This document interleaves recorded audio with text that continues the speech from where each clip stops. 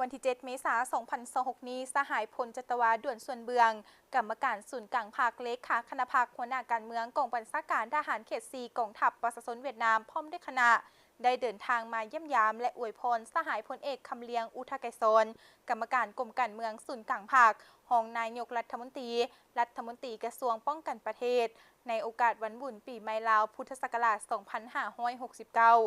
สหายพลจตวาด่วนส่วนเบืองได้ต่างหน้าให้คณะนำเอาความเยี่ยมยามถามข่าวพร้อมทั้งอวยพรไซอันประเสริฐมายังรัฐมนตรีกระทรวงป้องกันประเทศจงมีสุขภาพแข็งแรงมีความผาสุกและมีผลสำเร็จในหน้าที่อันมีเกียรติของสหายรัฐมนตรี